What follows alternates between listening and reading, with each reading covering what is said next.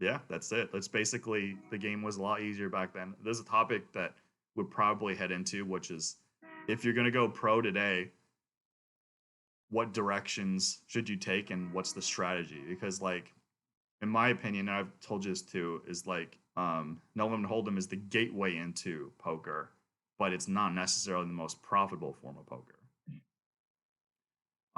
You've been advised, like we've had this conversation. You've been advised by some people that we highly respect that you should branch out from no limit as well, which is all the time.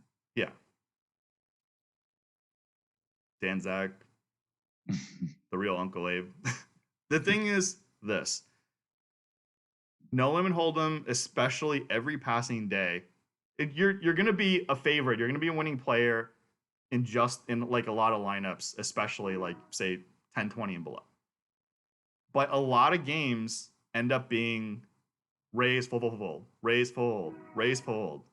Dude, pick up and play a different damn game. You don't have to stick it out with no limit hold'em. Like your EV will be higher in literally anything, even Big O, like low limit Big O. Your EV will be higher there. Chris Rhodes, who's a 4080 limit prop, he's been a pro for like 15 years.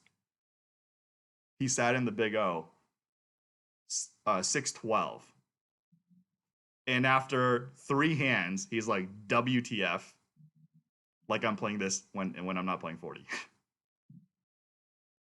It's just your comparative advantage in the side games are just like so much bigger. Um, if I were to go pro today on top of no limit, I would pick PLO. I would not choose limit hold'em at all. It's only because I have like so much experience plus like propping is insane. It's just insane. Like it lowers the stress level massively. But as a second game, I would definitely pick PLO. That being said, even the PLO streets are getting tougher and tougher every day.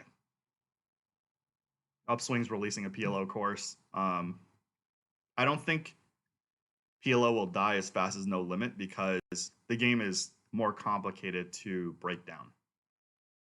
Um, that being said, I don't think it's if you put in the time, I don't think it's like super hard, especially if you have a background. You just have to ideally have somebody guide you the differences between like No Limit and PLO.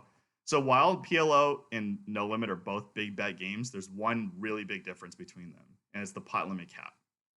It forces people to play post flop, and this is the kind of downfall of No Limit Hold'em when you get more and more advanced and deeper, which is like when you're playing against a super good opponent, maybe they even hold over you. One, and Sean Deeb mentioned this too in his podcast with Joe Ingram. If somebody's better than you or they just have a better grip on you than you have with them, you can always just shove all in and they can't do anything. Cards speak. The thing about PLO and the limit structure games is you are forced to play flop turn river. I love it. That's one of the things that people talk about, and it's so like not brought into the spotlight. That being said, deep stack, no limit hold'em at the highest competitive level, like you see in our Friday games, that is the most difficult thing by far. So I always say hats off to Garrett and Andy for being no limit hold'em purists, like live.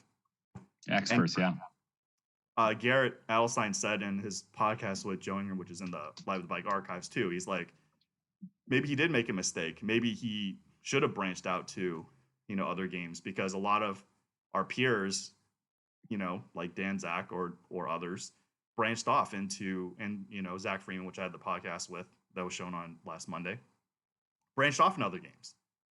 And nobody accuses us of not being able to play no limit hold'em. Like there's some no limit hold'em purists or specialists that sometimes fire shots because we're not necessarily up to date, but if we want to go back, it's not hard at all. But the thing is,